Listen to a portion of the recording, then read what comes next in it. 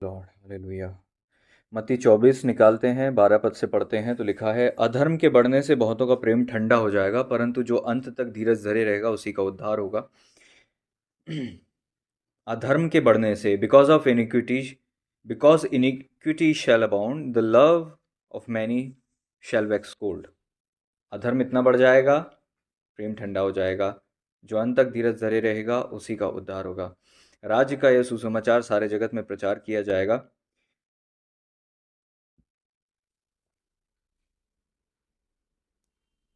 और सारी जातियों पर गवाही हो।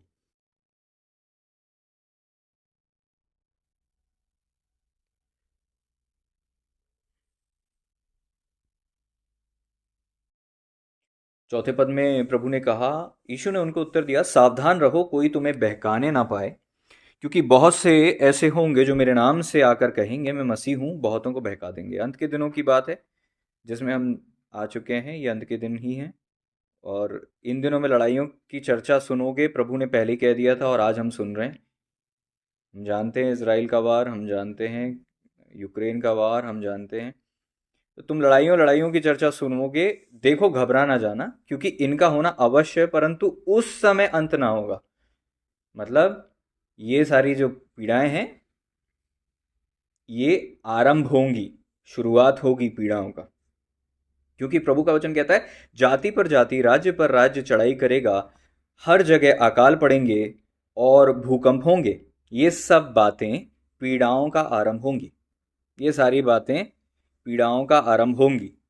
तो प्रिपेयर योर सेल्फ कि आने वाले दिन कठिन हैं, और तैयार हो जाएं।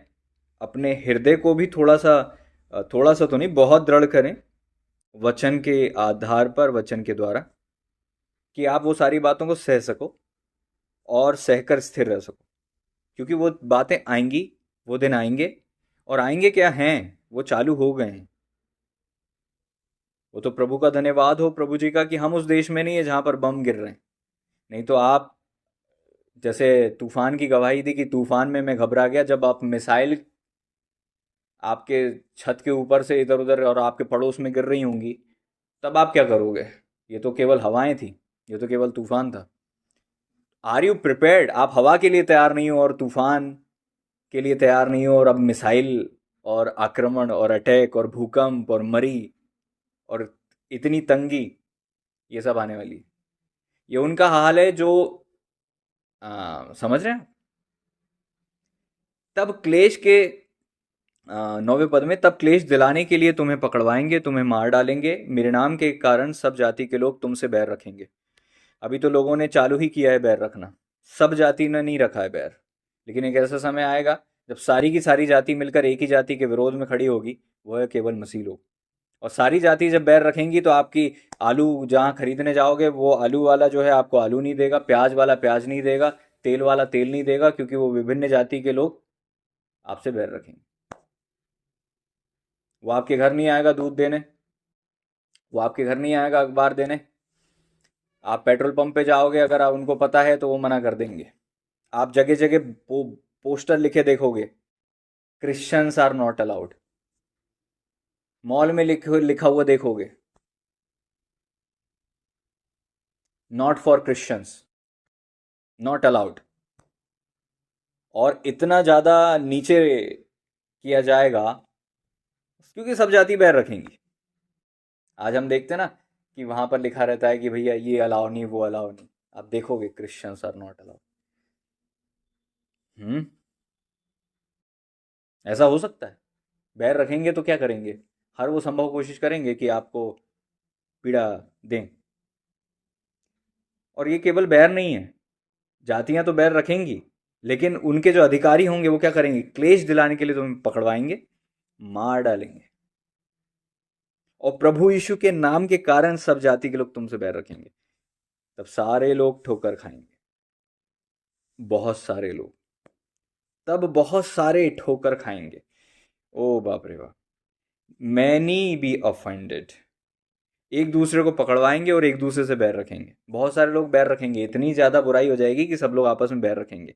इसी बीच झूठे भविष्यवक्ता भी उठ खड़े होंगे, तो जो बच जाएंगे बैर से, बच जाएंगे जलन से, बच जाएंगे विरोध से, उनको बहकाने के लिए दूसरी लहर आएगी कि भाई, और लहर उसी बीच में उठेगी, कुछ चीज़ खत्म नहीं होगी।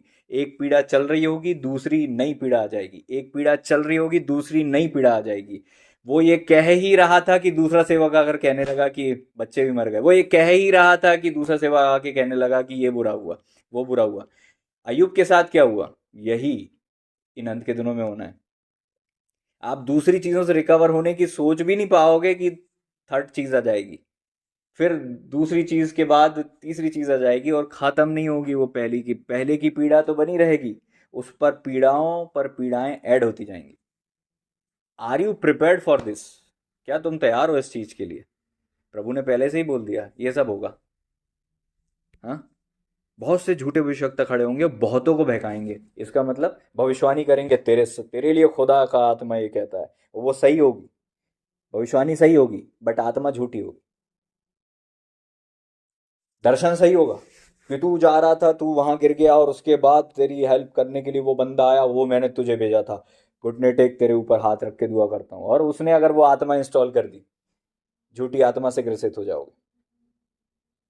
आप परख के वरदान के जिस चरण और जिस लेवल में हो, जहां आप चमत्कार को नमस्कार करते हो, जरा सी भविष्यवाणी से प्रभावित हो जाते हो कि सच बोला उसने।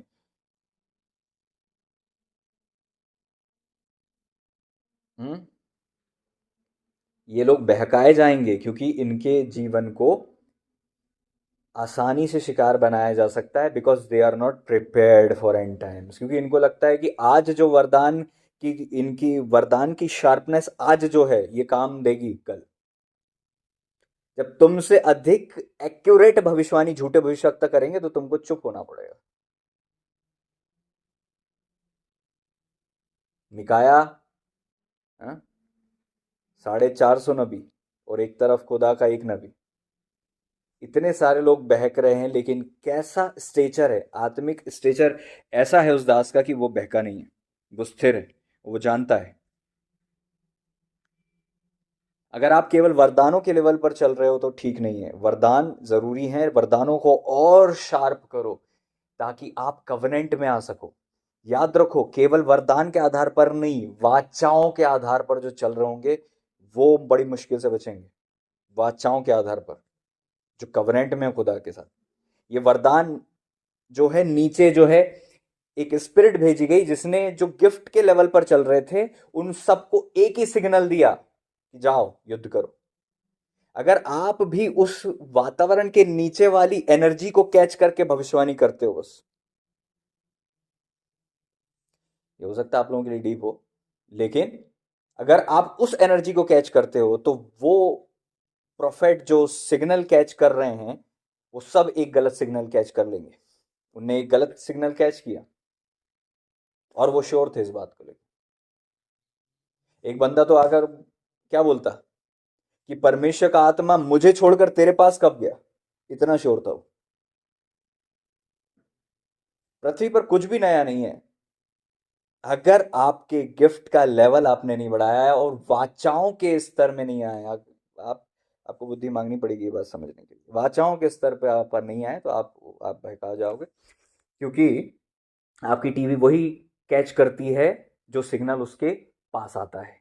आपका एंटीना नीचे लगा है, तो नीचे के सिग्नल को अगर किसी ने हैक कर दिया तो आप वही सिग्नल कैच करके वही बात बोलोगे और आप सबको लगेगा कि सही है। इसीलिए कई लोग भविष्यवाणी को नहीं मानते, इसीलिए कई लोग जो है बहकते हैं। हाँ, थैंक यू लॉर्ड, हालेलुया। तो वो नीचे के सिग्नल सबके करप्ट हो गए। 450 नबी जो है भविष्यवाणी करने लगे, झूठी भविष्यवाणी करने लगे, और वो श्योर थे कि उनने सही बोला है। क्योंकि एक आत्मा जो है परमेश्वर के पास जाकर बोलती कि मैं जाऊंगी बहकाने। कई लोग ने बस वरदान पर फोकस किया है, परमेश्वर से रिश्ता नहीं है। हम्म? प्रभु के दास नबी बोलते मैं देख रहा था स्वर्ग में।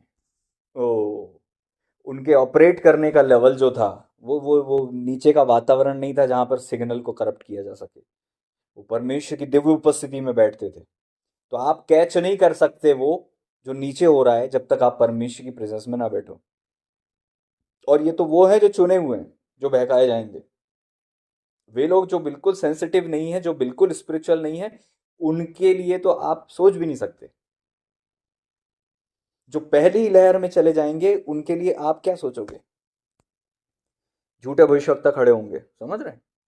अधर्म के बढ़ने से बहुतों का प्रेम ठंडा हो जाएगा। अब जो झूठे भविष्यवक्ताओं से बच जाएंगे, बुराई इतनी बढ़ जाएगी। अधर्म अधर्म अधर्म सब जगह, हर आदमी बुराई कर रहा है। हर आदमी आपसे रिश्ता जोड़ रहा है तो बुराई के लिए, हर आदमी जो है बुराई करने के लिए लगा हुआ है। तो आपका प्रेम उसके प्रति ठंडा हो जाएगा, और कई लोगों का प्रेम परमेश्वर के प्रति ठंडा होगा, क्योंकि वहां लिखा हुआ है अधर्म के बढ़ने से प्रेम ठंडा होगा। और प्रेम दो ही आयाम में हमें करना है, परमेश्वर से, अपने पड़ोसी से, और दोनों से प्रेम ठंडा होगा। लोग बोलेंगे अगर परमेश्वर हमसे प्रेम करते हैं तो ये सब हमारे साथ क्यों होने दिया? क्योंकि वो मसीह में आए थे हैप्पी हैप्पी जीने के लिए। हैप्पी हैप्पी, वो हैप्पी हैप्पी जीना चाहते हैं बस मसीह में। मेरे साथ तो सब अच्छा हो, बस मेरे साथ सब अच्छा हो, मेरी फैमिली के साथ सब अच्छा हो, दैट्स इट। तो ये हैप्पी हैप्पी, मिल्क पीने वाले छोटे से बच्चे जो हैं आत्मिक रीति से, ये जो हैं बहक जाएंगे कि परमेश्वर अब शायद मेरे साथ नहीं है, परमेश्वर ने मुझे छोड़ दिया, या परमेश्वर मेरे साथ नहीं चलते, और उनका प्रेम ठंडा हो जाएगा। प्रभु का वचन कहता है जो अंत तक धीरज धरे रहेगा उसी का उद्धार होगा। जो लास्ट तक बना रहेगा ना, उस वो बचेगा, उसको सेव, वो बचेगा, उसका उद्धार होगा, वो सेव्ड होगा। राज्य का अच्छा, ये पूरे पुरानी ये पूरी पीड़ाएं चल रही होंगी। एक तरफ पीड़ाएं होंगी, दूसरी तरफ परमेश्वर का काम भी हो रहा होगा। क्या काम होगा? राज्य का सुसमाचार सारे जगत में प्रचार किया जाएगा, सब जाति पर गवाही हो, तब अंत आ जाएगा। पीड़ाएं भी होंगी और सुसमाचार भी होगा। पीड़ाएं बढ़ेंगी, सुसमाचार बढ़ेगा, कष्ट बढ़ेगा, सेवकाई बढ़ेगी। और जब सारी जगह सेवकाई हो चुकी होगी तो अंत आ जाएगा।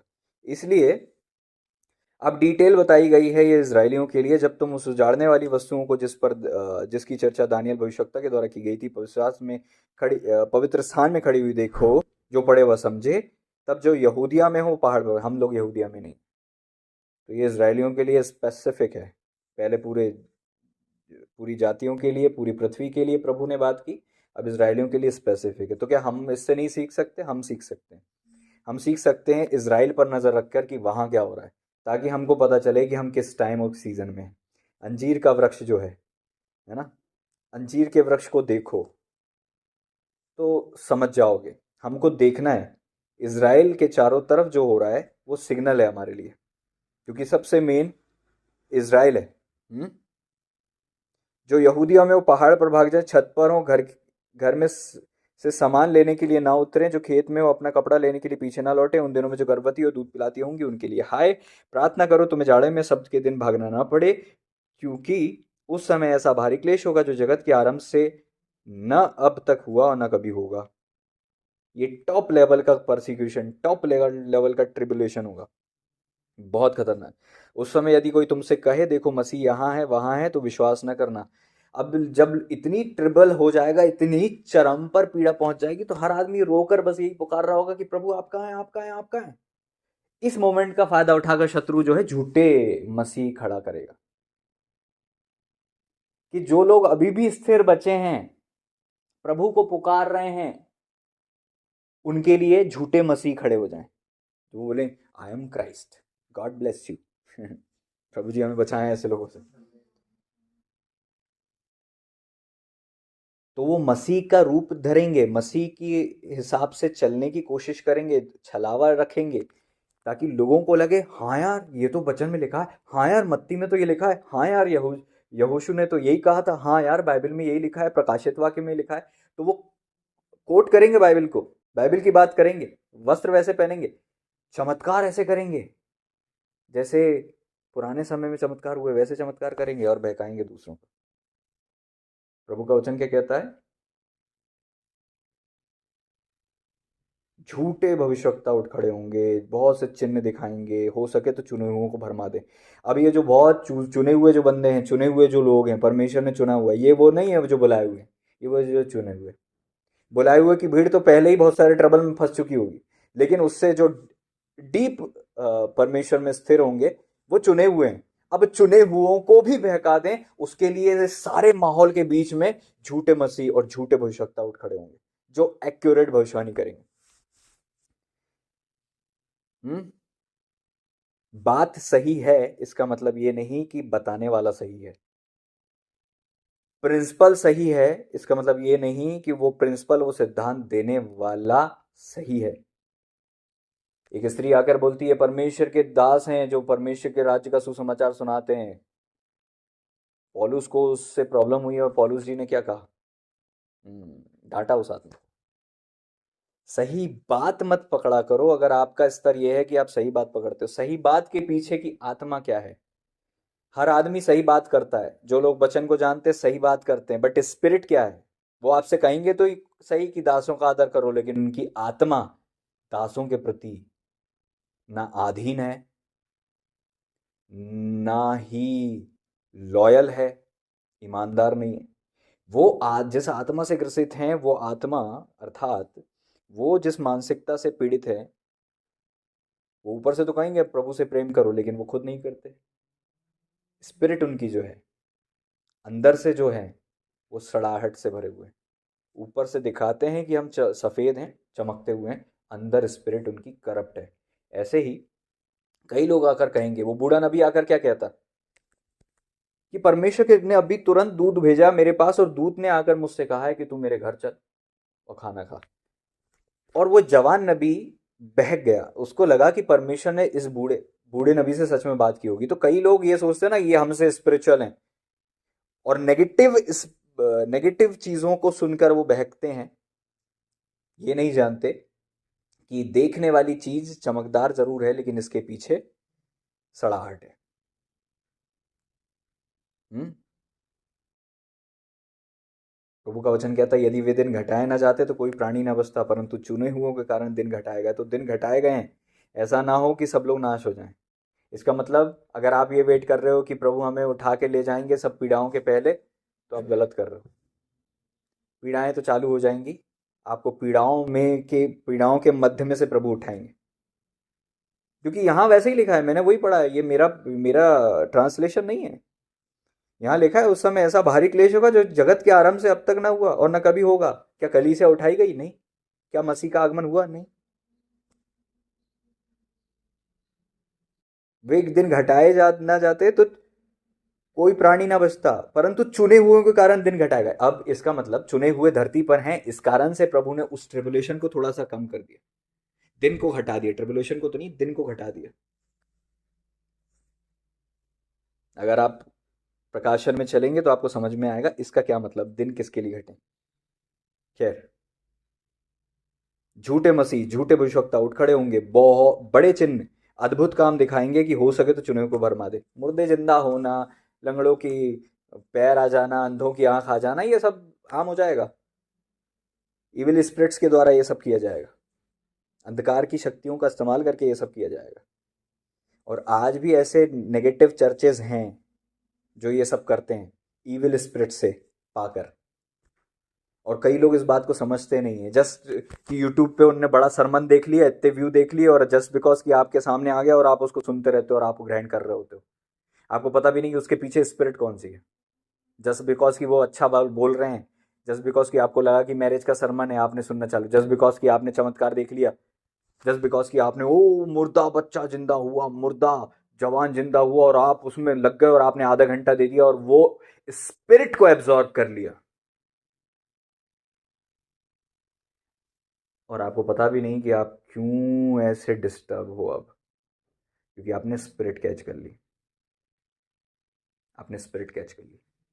स्पिरिट ट्रांसफर मोबाइल से भी हो जाती है, विचार से भी हो जाती है, ध्यान से भी हो जाती है। हम्म जब आप अच्छी चीज़ें ध्यान कर कर अपने अंदर सामर्थ को ग्रहण कर लेते हो, तो बुरी चीज़ों को फोकस करके नेगेटिव स्पिरिट को ग्रहण कैसे ना करोगे? कैसे उससे प्रभावित ना होगे? कैसे उसका वेलकम नहीं करोगे? कैसे आप उस पोर्टल को नहीं खोलोगे?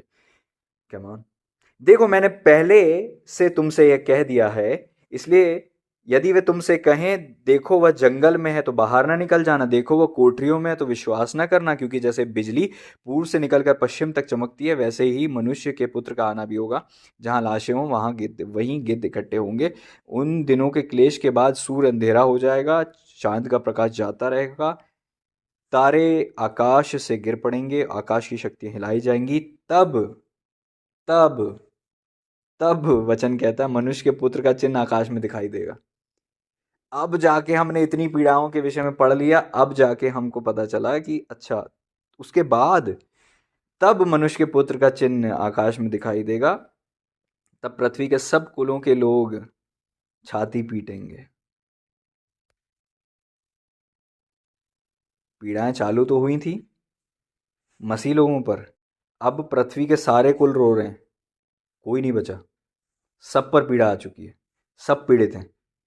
और ये सब क्यों हो रहा है? ताकि अंत के उस समय में भी जो विश्वास कर ले, उद्धार पा ले, प्रभु उसे अपना राज्य में लेकर आ जाए। मनुष्य के पुत्र को बड़ी सामर्थ और ऐश्वर्य के साथ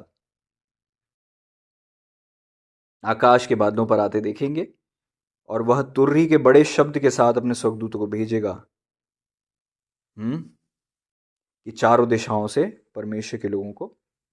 अब समझे इस बात को? सीखा आपने कैसे परमेश्वर अपने लोगों को सब कुछ पहले से बता दिए। प्रभु जी ने कहा, देखो 25वें पद में, मत्ती 24:25 में लिखा है, देखो मैंने पहले से तुमसे ये सब कुछ कह दिया है। और मत्ती 24 में से मैं कई बार प्रचार कर चुका हूँ। मत्ती 24 के अंत के दिनों के विषय में मैं कई बार प्रचार कर चुका हूँ। इसका मतलब यह है, प्रभु बार बार आपको वार्निंग दे रहे हैं। अब वार्निंग उसी चीज़ की दी जाती है जिसके विषय में सब सो रहे होते हैं। आप केयरलेस हो अगर, तो जाग जाओ। हम ब्रेक थ्रू, डिलीवरेंस और पता नहीं किस किस चीज़ का वेट कर रहे हैं। हमें याद रखना है कि हमें प्रिपेयर होना है अंत के दिन में। हमें कार चाहिए, हमें घर चाहिए। अरे तू तैयार कितनी है? तेरी तैयारी आज इम्पोर्टेंट है। मेरा ये हो गया, मेरा वो हो गया, मैं यहाँ बिजी। कई लोग है ना, इकट्ठे होकर बताऊं क्या कहेंगे? प्रभु जी हमें पता नहीं था कि वो झूठे भविष्यवक्ता है। प्रभु हमें पता नहीं था कि वो मसीह नहीं है, हमें पता नहीं था। इसीलिए प्रभु ने इस बात को स्पष्ट कह दिया है, उस समय तुम एक्सक्यूज मत देना कि प्रभु हमें पता नहीं था इसलिए हम बहक गए। जो लोग बहक जाएंगे वो एंटी क्राइस्ट के आदि उसमें हो जाएंगे ना, कंट्रोल में हो जाएंगे।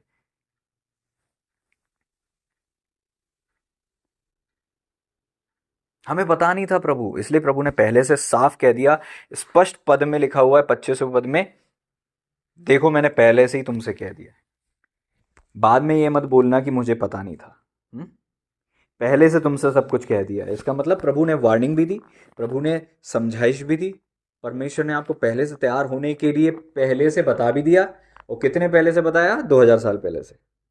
लेकिन अब ये जो जनरेशन है, हम जानते हैं प्रभु का आगमन जो है बहुत ज़्यादा निकट आ गया। और अगर आपको लगता है ना कि नहीं अभी तो नहीं, अभी तो हम जवान हैं इसलिए प्रभु नहीं आएंगे, अभी तो हम पैदा हुए हैं इसलिए हम प्रभु नहीं आएंगे, अभी तो वो भविष्यवाणियाँ पूरी नहीं हुई हैं इसलिए प्रभु नहीं आएंगे, ये सब मत सोचो। प्रभु के वचन पर ध्यान दो। प्रभु का वचन कहता है कि ये सारी बातें पीड़ाओं का आरंभ होंगी, और हम देख चुके हैं कि ये सब चालू हो चुका है। इज़राइल में युद्ध हो रहा है ना? और सारी पीड़ाएं जो हैं हम चारों तरफ देख रहे हैं, अकाल देख रहे हैं, भूकंप देख रहे हैं, मरी देख रहे हैं, आप सब कुछ देख रहे हो। और उसके बाद भी अगर आप सो रहे हो तो आपको कौन जगाएगा? अंजीर के वृक्ष को देखो और समझो कि कौन सा काल निकट है। इस आकार के पुत्र जो है समय को जानते थे, लेकिन हम लोग इतने ज़्यादा सुन्न हो गए हैं, सुन्न सुन्न सुन्न विश्वासी, सुन्न प्रभु के लोग, सुन्न हो गए हम, बिल्कुल सुन्न। कोई कितना ही मारे हम जागते नहीं। अब हम सुन्न हो गए हैं। अब हम सेंसिटिविटी को खो दिए हैं। हम सेंसिटिविटी को खो दिए हैं, सुन्न हो गए। हमको हमारे निशान नहीं देख पड़ते, ये हो गया है। हम अपने साइन को कैच नहीं कर पा रहे, हम अपने निशान नहीं देख पा रहे। अच्छी अवस्था नहीं है। प्रभु हमारी सहायता करें, हमें आज़ाद करें, और इस वचन के आधार पर अपने आप को तैयार करो। इन अंत के दिन में अगर कुछ करना है तो अपने आप को तैयार करना है बस। और अंत के दिन चालू हो चुके हैं, हम उस पीड़ा के समय में आ चुके हैं। इसलिए अगर अभी भी तैयार नहीं हो तो एक टाइमली मैसेज है, तैयार हो जाओ। टाइमली मैसेज है, बिल्कुल समय पर सटीक वचन आपको दिया जा रहा है, तैयार हो जाओ।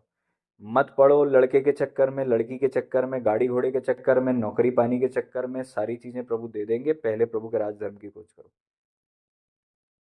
अगर दुनिया को पूरा प्राप्त कर लिया और प्रभु आ गए और तब आपका प्राण स्वर्ग नहीं गया तो आप क्या करोगे? आप तो सबसे अभागे मनुष्य हो जाओगे। जगत को पाने वाला व्यक्ति अगर अपने प्राण की हानि उठाए तो उसे क्या लाभ? वचन कहता है तू अपने प्राण को बचा, सबसे पहले अपनी केयर कर। दूसरों को बचाने के पीछे लगा हुआ है, मैं इसको बचा लूं उसको बचा लूं। क्या तू बचा है? क्या तू बच गया है? तेरा परिवार बच गया है? क्या तूने अपने सोल को सिक्योर कर लिया है? क्या उस ट्रिबुलेशन, उस समस्या, उस पीड़ा की घड़ी को झेलने के लायक बन गए हो? एक दिन आने वाला है और वो दूर नहीं है, दूर नहीं है, यूं ही यूं ही यूं ही यूं ही। आप देखो तो सही, 2024 में हो आप। अभी तो 2024 चालू हुआ है और आपको पता नहीं है कि क्या होने वाला है। अगर आप समझदार व्यक्ति हो तो आप याद रखो, प्रभु का वचन साफ कहता है। और अभी हमने पढ़ा भी तो मत 24 ही है, 24वां अध्याय ही हमने पढ़ा है मत्ती का। Hallelujah. Thank you Jesus. Thank you Jesus. क्या इत्तेफाक होगा कि 24वां अध्याय और ये 2024 ही है। 2000 साल पहले प्रभु आए थे और अब 2024 हो चुका है। मुझे नहीं लगता कि ये इत्तेफाक होगा। जरा सा सिग्नल भी एक इंसान को, समझदार के लिए इशारा काफ़ी होता है। थोड़ा सा सेंसिटिव व्यक्ति पकड़ लेता है कि परमेश्वर क्या बोलना चाहते हैं। जिनके कान हो वो सुन ले, परमेश्वर का आत्मा कलीसियाओं से क्या कहता है। और जो सुनते वो सुने, जो नहीं सुनते वो ना सुने। जो सुनने वाले होंगे वो और अधिक सुनने वाले बनेंगे और जो नहीं सुनने वाले होंगे वो और अधिक सुनने बनेंगे। इसलिए बेहतर है आज उस अवस्था में आ जाओ ताकि इससे पहले कि वो फरमान निकले कि जो जैसा है वही रहे, तो आपके पास चांस ही नहीं होगा बचने का। जब ये सीजन आ जाएगा जो जैसा है वही रहेगा, तो आप सोचोगे कि अब मैं उठ जाऊं और अब मैं बढ़ जाऊं, तब वो ग्रेस नहीं होगा आपके ऊपर। तब वो ग्रेस नहीं होगा उठने का। ये ग्रेस अभी है, ये ग्रेस उठने का अभी है। याद रखो, ग्रेस जब हट जाता है तब आप वो सब नहीं कर सकते जो ग्रेस में कर पाते थे। अभी ग्रेस का समय है। इस ग्रेस के हटने के पहले जितना ऊंचाई पर प्रभु के पास जाओगे उतनी जगह अपनी पक्की कर लोगे, सिक्योर कर लोगे, क्योंकि ग्रेस हटेगा तो आप एटलीस्ट बने रहोगे। और अगर जो लोग सोचते हैं कि अभी तो बहुत टाइम है, अभी तो जवानी के समय है, अभी तो हमें बहुत कुछ करना है, अभी तो हमें खूब सोना है, अभी हमें उठना नहीं है, दुआ नहीं करनी, फास्टिंग तो भूल जाओ, अभी तो हमें बड़े नए नए कपड़े, जीन्स और टॉप और सब कुछ खरीदना है और सैंडल खरीदना है और स्कूटी लेकर दौड़ाना है और सबको बताना है कि हमने कौन सा सेंट लगाया है और ये महंगा लिपस्टिक हमने लगाया है और ये बिंदी जो है हमने फॉरेन से मंगाई है और ये फलानी हेयर स्टाइल जो घर पे बनाई है ना। जो शरीर पर मन लगाएगा वो मरेगा, जो आत्मा पर मन लगाएगा वो जिएगा। शरीर पर मन लगाना मृत्यु है, आत्मा पर मन लगाना जीवन और शांति है। अगर आप आत्मा पर मन लगाओगे तो आप ऊपर उठोगे, शरीर पर मन लगाओगे तो नीचे जाओगे, और जितने नीचे जाओगे उतना ही नीचे की दुनिया आपको कसेगी। ऐसा ना हो कि तू बाद में कहे कि अब मेरा मन इनमें लगता ही नहीं। कितनी बुरी अवस्था है। प्रभु खड़े हैं छुटकारा देने के लिए, प्रभु के दास खड़े हैं डिलीवरेंस देने के लिए, बंदा बोल रहा है यार मेरी इच्छा ही नहीं हो रही है उठने की, मेरी इच्छा ही नहीं हो रही आज़ाद होने की। यह अवस्था सबसे खतरनाक है, जहां इंसान अपने गड्ढे से प्रीति करने लगे, अपने गड्ढे से प्यार कर ले।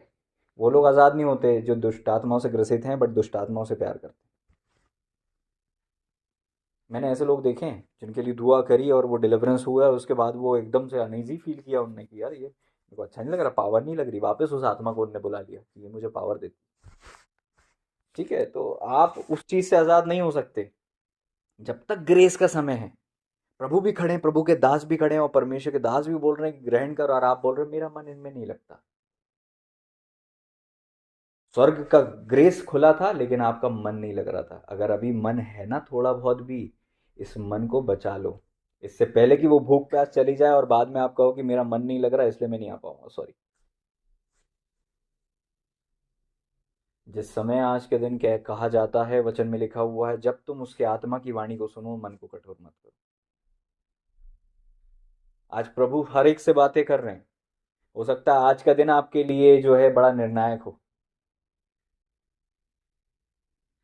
जीवन में कई बार ऐसे पल आते हैं और कई बार ऐसे पल हर दिन भी आ जाते हैं जहां पर आपको चुनने का अवसर होता है और आपका एक चुनाव आपके पूरी की पूरी डेस्टिनी को कंट्रोल कर लेगा।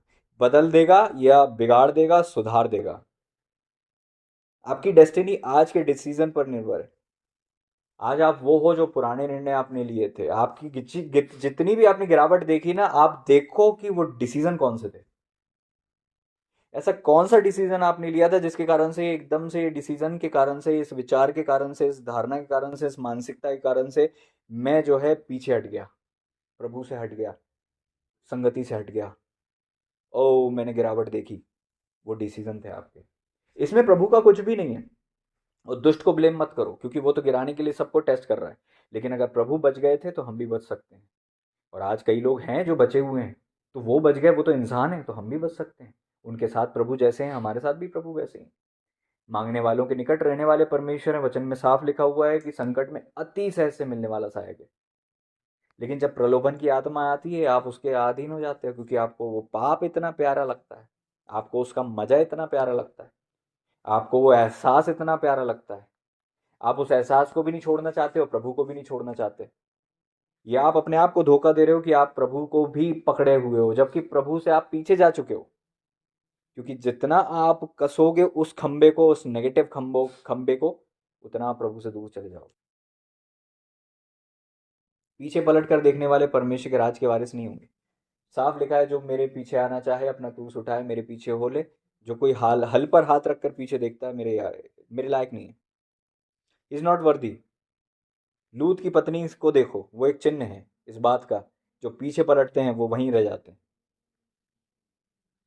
वो पीछे वाली दुनिया, संसारिक लोग, वो पुराने लोग जो मसीह में नहीं हैं, उनको, उनकी चाहत, उनसे संगति की चाहत, अरे चल, मैं यहाँ चलूँ, मैं वहाँ चलूँ, तू यहाँ आ जा, तू वहाँ आ जा, और उनसे चाहत रखना परमेश्वर से बैर रखना है। क्योंकि संसार से मित्रता है, परमेश्वर से बैर है, और परमेश्वर के राज्य के अधीन नहीं है।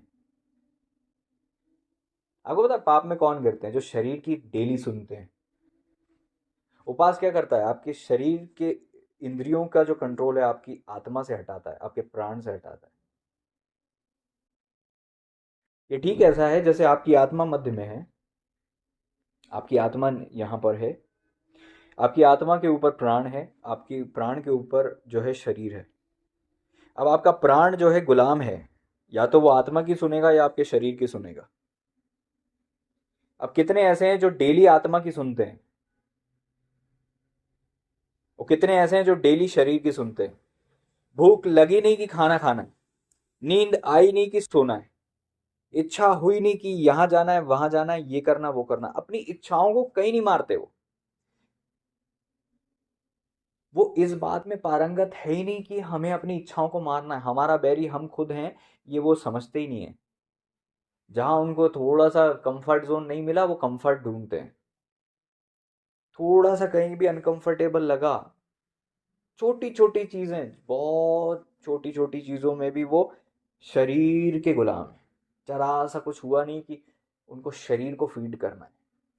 थोड़ी गर्मी लगी नहीं कि उनको ठंडा पानी चाहिए। थोड़ा सा वो लगा नहीं कि उनको खिड़की खोलना, पंखे चलाना, एसी ऑन करना।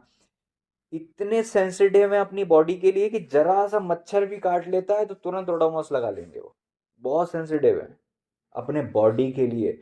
बट उनकी स्पिरिट के क्या हाल हो रहे हैं, उनकी आत्मा की क्या दुर्गति हो रही है, उनकी आत्मा है किस अवस्था में। कहीं रो तो नहीं रही, कहीं कहीं कहीं नीचे तो नहीं जा रही, क्या बोल रही, क्या सोच रही है। They are not sensitive. अपनी आत्मा से मुलाकात ही नहीं हुई है उनकी।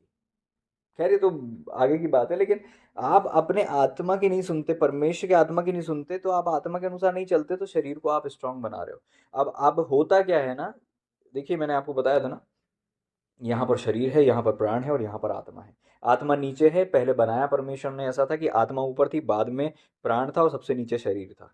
और आत्मा टॉप पर थी, इसलिए आत्मा का कंट्रोल बॉडी पर ऐसा था कि मृत्यु नहीं थी। पूरी पूरी ग्लोरी से ग्लोरी थी। हालेलुया। लेकिन अब क्या हुआ, फल खाने के बाद आत्मा जो है upside down, down side up, ऊपर की चीज नीचे हो गई। जो हेड था आत्मा, वो नीचे हो गई, वो मर गई। अब क्या हुआ, परमेश्वर ने अपने आत्मा से भरकर हमारी आत्मा को जिंदा तो कर दिया। अब हमारी आत्मा जो है मसीह में आ तो गई। लेकिन हमारा प्राण जो है वही पुराने स्वभाव से भरा हुआ है, अपने घर वालों के स्वभाव से, अपने समाज के स्वभाव से, अपने खून के नेचर से। और शरीर जो है वही है जो हम सबके पास है, ठीक है। अब एक प्राण जो जो डेली शरीर की सुनेगा, शरीर के सुनने के कारण से उसका जो रास्ता है शरीर के प्रति ज्यादा खुला रहेगा और आत्मा के प्रति सकरा रहेगा।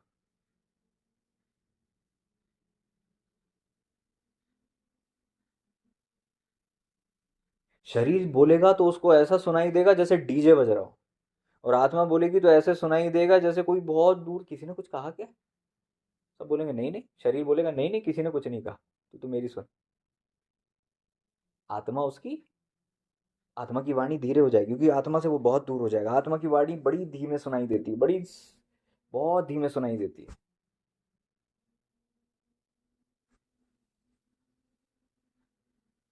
जंगल में भी जब आप जिस जिस रास्ते से बार बार लोग चलते हैं ना, वहां पर पेड़ पौधे नहीं उगते, वो पगडंडी बन जाती है, एक रास्ता बन जाती है। लेकिन जहां से कोई नहीं जाता वहां झाड़ पेड़ उगे रहते हैं। हमारी अवस्था यही है, हमारा प्राण जानता ही नहीं कि आत्मा की का डायरेक्शन क्या है। हमारे प्राण से पगडंडी जो है, रास्ता जो है, हाईवे बन गया है। हमारे प्राण और शरीर के बीच में बड़ा हाईवे है और कई सारी लेन है। भोजन की लेन, प्यार की लेन, शरीर की लेन, घमंड की लेन, और तमाम शरीर के जितने भी काम है पूरे के पूरे। गलातियों 5:19 में लिखा है ना, शरीर के काम तो प्रकट हैं, लुचपन, ईर्ष्या, बैर, झगड़ा, क्रोध, विधर्म, अधर्म, लीला क्रीड़ा और तमाम प्रकार की बुराई है। इतने सारी गलियां हैं, इतने सारे रास्ते हैं। कभी कभी शरीर बोलता है तो घमंड करते हैं, कभी शरीर बोलता है तो विचार करते हैं, कभी शरीर बोलता है तो, समझ रहे हैं, इतनी लेन है, कई सारी है ना। हम बोलते हैं ना 4 लेन है हमारी, तो 6 लेन है हमारी, 12 लेन है। अब आप देखो वहां शरीर के लिए कितनी सारी लेन है, तो वो सारी रास्ता बिल्कुल चमचमाती हुई खुली हुई है। शरीर एक सिग्नल नहीं देता और प्राण उसकी फट गुलामी में आकर बोलता है जी हजूर, और आत्मा वहां से चिल्ला रही है। लेकिन प्राण कभी कभी भूले भटके देखता भी है तो डर जाता है, पता नहीं यार मेरे को क्या करना है, पता नहीं मेरे को समझ नहीं आता। किसी बोलो आत्मा में चलो, पता नहीं कैसे चलते हैं। हाँ, पकड़े गए। आत्मा का रास्ता उस बीच जंगल में कहीं है, और इतने जंगली झाड़ पेड़ हो गए हैं कि अब आप चलने में भी डरते हो कि क्या पता हम सही कर रहे हैं नहीं कर रहे, क्या पता जा रहे हैं सही नहीं जा रहे। एक बार हम लोग घूमने गए हुए थे, तो हमने भी ये अवस्था को महसूस किया कि जब जंगल में आप होते हो, आपको रास्ता नहीं पता है, तो आपका चांसेस ही नहीं है कि आप पहुंच जाओगे। लेकिन जब आप रेगुलर कोशिश करोगे तो एक ना एक दिन आपको वो रास्ता मिल जाएगा। एक ना एक दिन आप पकड़ पाओगे कि आत्मा का रास्ता कहाँ है, और परमेश्वर का आत्मा इस बात में आपकी हेल्प करेंगे। उपवास क्या करता है? उपवास क्या करता है? आपके वो सारे शरीर के लेन को बंद कर देता है। भूख जब मरेगी तो आपकी जो है एनर्जी नहीं रहेगी, तो आप जो है हम्बल हो जाओगे, घमंड नहीं होगा। शरीर इतना कमजोर हो जाएगा तो वह विचार की कोई इच्छा नहीं होगी। जब बोलते ही नहीं बनेगा तो बड़बड़ बड़बड़ बड़बड़ करके उल्टी सीधी बातें बोलना ही बंद कर दोगे। जब उठ आप बिल्कुल शरीर में कमजोर से हो जाओगे तो मन टूटा हुआ सा रहेगा, थोड़ा सा उदास सा रहेगा, तो टूटा मन परमेश्वर को ग्रहण योग्य होगा। तो उपास आपकी वो सारे लेन पे टोल लगा देता है, टोल नाका, कि मैं इसको जाने दूंगा, इसको नहीं जाने दूंगा, इसको आने दूंगा, इसको नहीं आने दूंगा। और कई लोगों ने तो वहां पर बिल्कुल दीवारें खड़ी कर दी हैं, कई रास्ता कंप्लीटली बंद है, घमंड का रास्ता चालू ही नहीं है, बंद है, बंकर लगे। भाई साहब आप क्रॉस नहीं हो सकते, क्योंकि इन्होंने आत्मा का रास्ता जो है चालू कर दिया, और वहां से हेल्प आई है, वो बंकर वहां से आते हैं। प्राण जो है आज, जो लोग आत्मा की सुन रहे हैं, आत्मा की सुन रहे, शरीर की नहीं सुन रहे, उनको प्रभु की वाणी सुनना आसान है, परमेश्वर के सिग्नल पकड़ना आसान है। प्रभु की जरा सी जरा सा प्रभु का के इमोशंस भी कैच कर लेते हैं। कई लोग को दुष्ट को महापाप करना भी हंसी की बात जान पड़ती, क्योंकि उसको पता ही नहीं है, कोई रिश्ता नहीं है प्रभु से। लेकिन यहाँ पर आपने झूठ बोला नहीं, लेकिन कुछ सोचा मात्र था और उपस्थिति जाने लगी, इसका मतलब आप आत्मा के रास्ते में चल दिए हो, आप सेंसिटिव हो रहे हो प्रभु के आत्मा के प्रति। कुछ लोग झट मन में विचार आता है कि नहीं, मुंह से वो गल देते हैं कचरा। गुलाम है इनका प्राण, इनकी जबान, उनके शरीर का। लेकिन जो आत्मा की अधीन है, शरीर का विरोध कर रहे हैं। अब आपका प्राण जो है अगर आत्मा की सुनेगा, आत्मा की सुनेगा, आत्मा की सुनने लगेगा, तो क्या होगा? आत्मा स्ट्रांग होती जाएगी, आत्मा स्ट्रांग होती जाएगी और शरीर अपने आप नीचे उतरेगा। अब वो जो ऊपर था वो नीचे, और जो नीचे था वो ऊपर होने लगेगा, ऊपर होने लगेगा, ऊपर होने लगेगा। कुछ लोग इस अवस्था में आ जाते हैं, नीचे, आत्मा नीचे से उठकर 50% ऊपर, शरीर ऊपर से नीचे आकर 50% मरा हुआ, लेकिन 50-50 है। आधे दिन तो आत्मिक मिलेंगे, आधे दिन शारीरिक मिलेंगे, आधे दिन तो चर्च में मिलेंगे, आधे दिन समाज और रिश्तेदार और दोस्तों में मिलेंगे, आधे समय तो आत्मिक लगेंगे, आधे समय शारीरिक लगेंगे, आधा तो परमेश्वर में रहेंगे, आधा संसार में रहेंगे। लेकिन उस आधे से बढ़कर जो लोग बढ़ जाते हैं, आप कितने परसेंट हो आत्मिक, कितने परसेंट हो प्रभु में, कितने परसेंट हो आत्मा में, कितने परसेंट हो शरीर में? जब आप पूरी तरह से आत्मा में हो जाओगे, शरीर पूरी तरह से मर चुका होगा, शरीर का कोई कंट्रोल नहीं होगा, आपका प्राण आपकी आत्मा की अधीनता में होगा। और आत्मा जब रूल करेगी तो प्राण भी ब्लेस्ड होगा और शरीर भी ब्लेस्ड होगा। जब आत्मा हेड हो जाएगी, आत्मा के चलाए चलने लगोगे, आत्मा के सिखाए चलने लगोगे, तो प्राण जो है प्रॉस्पर होगा और आपका शरीर भी हेल्दी रहेगा। गयुस से प्रभु के दास ने क्या कहा कि मैं चाहता हूं कि जैसे तू आत्मिक उन्नति कर रहा, सब बातों में उन्नति करो, भला चंगा रहे। इंग्लिश में लिखा है जैसे तेरा सोल प्रॉस्पर हो रहा है, वैसे तू हेल्थ में भी प्रॉस्पर रहे, हेल्दी भी रहे। कब होता है ये? कब होता है? जब आत्मा के चलाए आप चलते हो, आपका प्राण भी ब्लेस्ड होता है, आपका शरीर भी ब्लेस्ड होता है और चंगा रहता है। तो कौन बचेंगे अंत के दिन में? जो आत्मा के चलते हैं। शरीर के गुलाम लोग तो वैसे ही पकड़ा जाएंगे, जिनसे थोड़े दिन ही जो है अपने आप को कंट्रोल करते नहीं बनता। वो लोग सौदा कर लेते हैं कि हम खाना तो छोड़ ही नहीं सकते, हम रिश्ते तो छोड़ ही नहीं सकते, हम वो फ्रेंड को तो छोड़ ही नहीं सकते, तो वो फ्रेंड खींचेगा, खाना खींचेगा, भूख खींचेगी, चले जाएंगे वहाँ। कठिन दिन आने वाले हैं। एक मिलिट्री मैन जब तैयार करता है अपने आप को, तो कठिन दिनों के लिए तैयार करता है। वो अपना घर छोड़कर निकल जाता है ट्रेनिंग पे, और ट्रेनिंग में बड़ा कठिन परिश्रम करता है। सुबह 3 बजे उठेगा, 4 बजे उठेगा, और लग जाएगा, अपने शरीर को तोड़ेगा और उसको पत्थर जैसा बनाता रहेगा, बनाता रहेगा, बनाता रहेगा। कई साल के वर्षों की ट्रेनिंग के बाद उसका बॉडी ऐसा हो जाएगा कि आम आदमियों के बॉडी से बहुत स्ट्रांग बॉडी उसका रहेगा। और आम आदमी जहाँ पर फेल हो जाते हैं, वहाँ पर वो खड़ा रहेगा, खड़ा रहेगा, वो खड़ा रहेगा।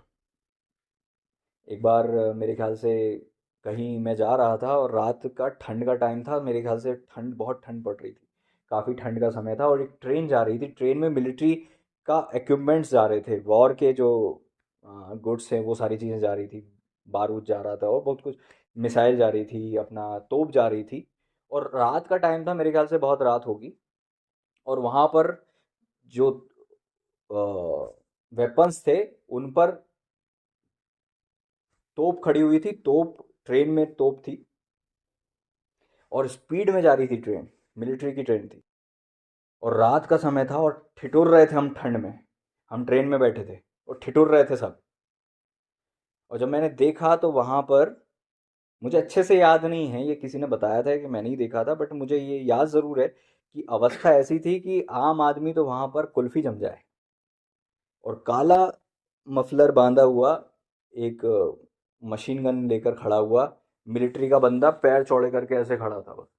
और ट्रेन चल रही थी, ओस गिर रही थी, ठंड थी, और तोप के सामने बस वो ऐसे ही ट्रेन पे खड़ा हुआ था, खड़ा हुआ ट्रेन पे जा रहा था। हम लोग बैठे हुए थे, ठिठुर रहे थे, कंबल ओढ़े हुए थे लोग, जैकेट पहने हुए थे, और वो अकेले बस खड़ा हुआ जा रहा था उसमें।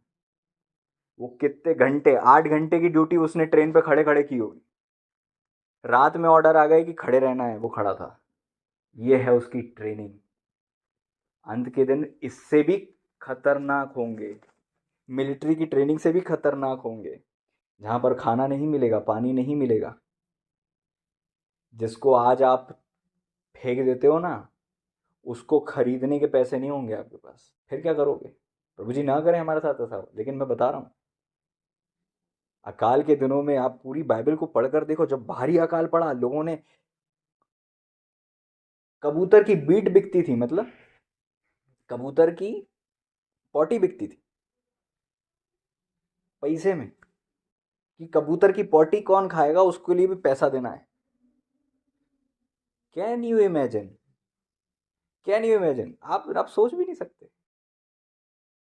आदमी वो खा रहा होगा जो सपने में भी नहीं सोच सकता। आज आज हमें वो आता ना, ये नहीं वो नहीं ऐसा नहीं वैसा नहीं, ऐसे दिन आने वाले हैं। मैं किसी को ये नहीं बोल रहा हूँ कि भाई आप लोग कुछ भी खाने लगो, मैं ये बोल रहा हूँ अपनी तैयारी अच्छी रखो, थोड़ा खाने से बचो, थोड़ा फास्टिंग में आओ, दिन ऐसे आएंगे।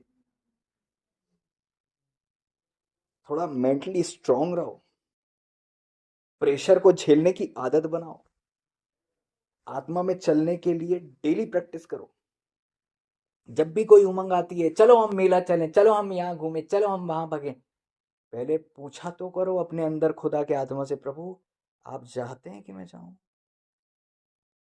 परमेश्वर की आत्मा की आवाज उनको सुनाई नहीं देगी, क्योंकि उनका प्राण जो है शरीर की इतनी ज्यादा सुनता है कि वो ना सुनना ही नहीं चाहते। बेसिकली वो ना सुनना ही नहीं चाहते। वो तो दासों से भी ये चाहते हैं कि दास भी हाँ ही हाँ बोलें बस।